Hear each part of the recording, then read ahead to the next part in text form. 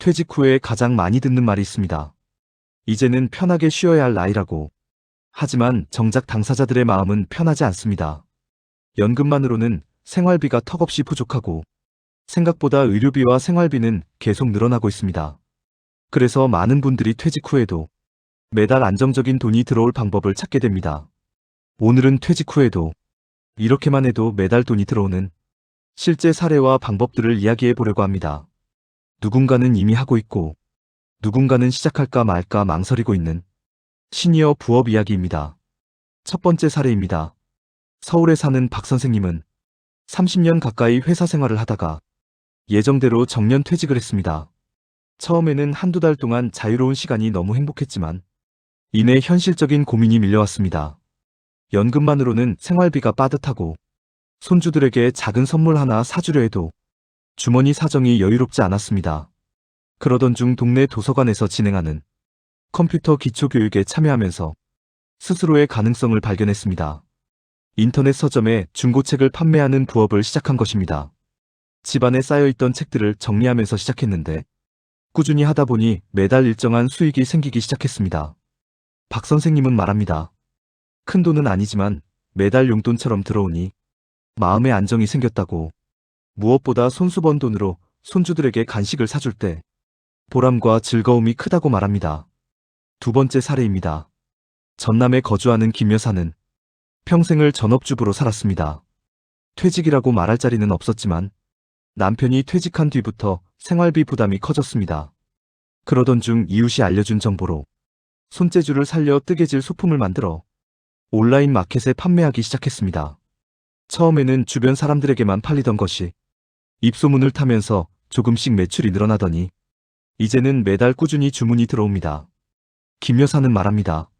예전 같았으면 나이가 많다고 주저했을 텐데 지금은 나의 시간이 돈이 되고 취미가 수입이 되니 삶이 즐거워졌다고. 무엇보다 집에서 할 수 있는 일이라 부담이 없고 내가 하고 싶을 때만 한다는 점이 큰 장점이라고 합니다. 세 번째 사례입니다. 경기도에 사는 이 선생님은 퇴직 후 몸과 마음이 허전했습니다. 사람을 만나고 싶었지만 마땅한 모임이 없었고 하루 종일 집에만 있으니 무료했습니다. 그러다 우연히 지인의 권유로 택배 분류 아르바이트를 시작했습니다. 체력이 필요하긴 했지만 일을 하면서 땀을 흘리니 건강에도 도움이 되고 무엇보다 매달 안정적으로 들어오는 수입이 있어서 생활비 걱정이 줄었습니다. 이 선생님은 말합니다. 단순히 돈 때문만이 아니라 내가 아직도 사회에서 필요한 존재라는 자존감이 생겨서 삶의 활력이 커졌다고. 이 세 가지 사례를 보면 공통점이 있습니다. 퇴직 후에도 돈을 벌 수 있다는 가능성은 누구에게나 열려 있다는 사실입니다. 단순히 거창한 사업을 시작해야 하는 것이 아니라 자신의 취미와 생활 습관, 그리고 조금의 체력과 시간을 활용해서 소소한 수익을 만들 수 있다는 점입니다.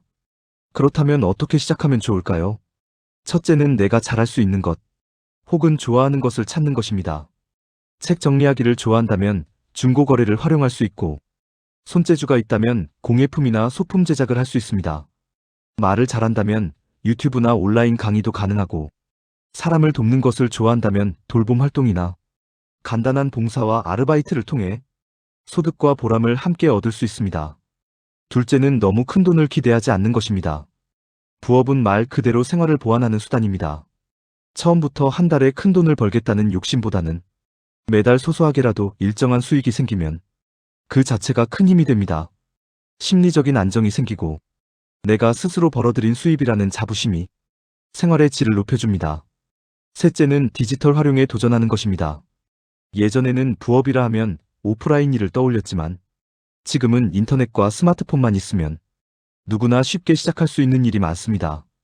중고거래 플랫폼에서 물건을 파는 것, 블로그나 유튜브에 글과 영상을 올리는 것, 간단한 데이터 입력 아르바이트를 하는 것, 모두 나이와 상관없이 도전할 수 있습니다.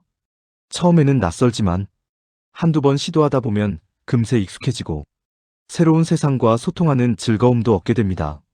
넷째는 건강을 우선으로 하는 것입니다. 부업은 즐겁게 오래 하기 위해서 하는 것이지 무리해서 건강을 해치면서까지 하는 일은 아닙니다. 내 몸에 맞는 일을 찾고 내가 감당할 수 있는 시간만 투자하는 것이 좋습니다. 오히려 적당한 활동은 체력을 유지하고 사회와의 연결을 도와 정신적으로도 긍정적인 효과를 줍니다. 다섯째는 작은 성공을 축적하는 것입니다. 첫 달에는 몇만 원밖에 되지 않더라도 그 경험은 다음 달을 위한 밑거름이 됩니다. 꾸준히 하다 보면 고객이 늘고 노하우가 쌓이면서 수입이 점점 늘어납니다. 무엇보다 중요한 것은 나는 여전히 쓸모 있는 존재라는 긍정적인 자존감을 회복하는 과정입니다. 이제는 퇴직이라는 단어가 끝을 의미하지 않습니다. 오히려 새로운 삶의 시작이고 그 속에서 나에게 맞는 작은 부업 하나만 찾아도 매달 들어오는 소득은 삶을 든든하게 해줍니다. 돈의 크기가 아니라 스스로 벌어낸 성취가 노후를 훨씬 밝고 건강하게 만들어줍니다. 퇴직 후의 삶은 과거와는 다른 준비가 필요합니다.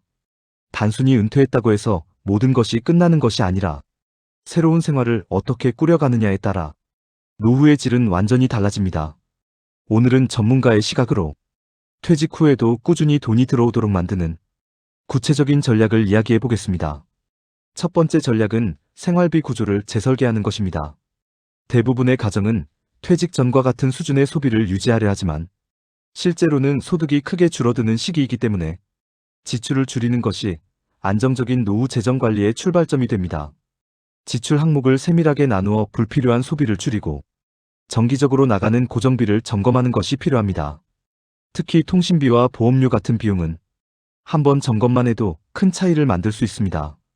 생활비가 줄어든 만큼 부업으로 벌어들이는 돈이 더 크게 체감될 수 있기 때문입니다. 두 번째 전략은 작은 부업을 통해 현금 흐름을 만드는 것입니다. 퇴직 이후 가장 중요한 것은 큰 돈을 벌겠다는 욕심보다 꾸준히 일정 금액이 들어오는 구조를 갖추는 것입니다. 집에서 쉽게 할 수 있는 온라인 판매나 지역 사회에서 할 수 있는 단기 아르바이트는 시니어에게 부담이 적으면서도 안정적인 현금 흐름을 만들어줍니다.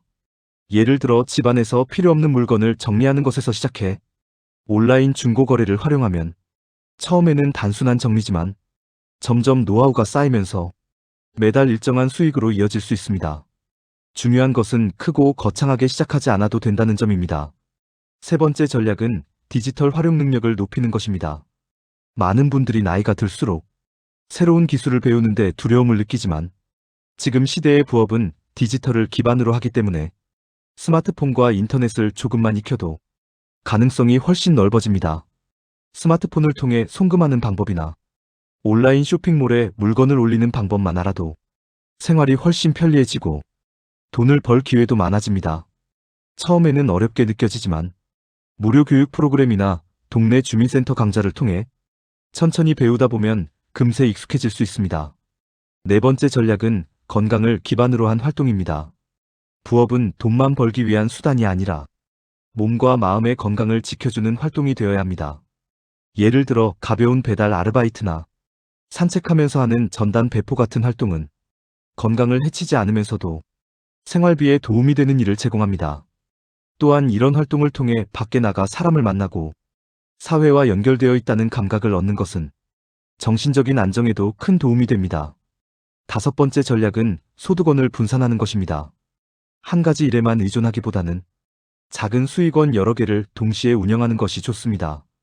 예를 들어 매달 일정하게 들어오는 연금 외에 온라인 판매로 얻는 소득, 가벼운 단기 아르바이트 소득, 그리고 소규모 투자에서 발생하는 배당금 등을 조금씩이라도 나누어 가지면 어느 한쪽이 줄어도 전체적으로 안정감을 유지할 수 있습니다.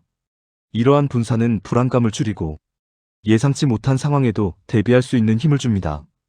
여섯 번째 전략은 경험과 지식을 활용하는 것입니다. 퇴직 후 가장 소중한 자산은 그동안 쌓아온 경험과 경력입니다. 예를 들어 교사 출신이라면 지역의 작은 학습 모임을 운영하거나 온라인 강의를 열 수 있고, 회계 업무를 해온 사람이라면 소규모 사업자에게 회계 자문을 제공할 수도 있습니다. 이처럼 자신이 가진 전문성을 조금만 다르게 활용하면 새로운 수익원이 될 수 있습니다. 나의 경험이 쓸모 있다는 사실은 자존감을 높이고 삶의 의미를 더욱 풍성하게 만들어줍니다. 일곱 번째 전략은 작은 투자로 현금을 확보하는 것입니다. 시니어에게 위험한 투자는 금물입니다. 하지만 안정적인 채권이나 배당주 또는 부동산 리츠 같은 상품은 큰 위험 없이도 꾸준히 현금을 받을 수 있는 방법이 됩니다. 투자금이 크지 않아도 정기적으로 배당이 들어오는 구조를 만들면 마치 또 하나의 연금처럼 쓸 수 있습니다. 중요한 것은 무리하지 않고 안정적인 상품을 중심으로 선택하는 것입니다. 여덟 번째 전략은 네트워크를 활용하는 것입니다. 퇴직 후 가장 큰 문제 중 하나는 사회적 단절입니다. 하지만 지인과 이웃, 동호회 모임을 통해 얻는 정보 속에는 새로운 부업 기회가 숨어 있습니다. 같은 관심사를 가진 사람들과 함께 소규모 사업을 시작하거나 협동조합 형태로 활동하는 것도 좋은 방법입니다. 혼자가 아닌 함께하는 부업은 위험을 줄이고 즐거움을 더해줍니다. 마지막으로 가장 중요한 전략은 지속성과 즐거움입니다. 부업은 잠깐 하고 끝나는 일이 아니라 꾸준히 유지할 수 있어야 합니다. 즐겁지 않다면 오래가지 못하고 지속되지 않으면 수익도 이어지지 않습니다. 따라서 나에게 맞고 즐길 수 있는 일을 찾는 것이 가장 중요한 출발점입니다. 돈은 결과일 뿐이고 그 과정에서 얻는 성취감과 활력이 노후의 진정한 자산이 됩니다. 퇴직 후에도 이렇게만 하면 매달 돈이 들어오는 길은 열려 있습니다. 중요한 것은 크고 어려운 것이 아니라 작고 현실적인 방법부터 시작하는 것입니다. 오늘 이야기한 전략들을 참고해서 여러분만의 작은 부업을 시작해 보시기 바랍니다. 오늘 영상이 도움이 되셨다면 구독과 좋아요 부탁드립니다.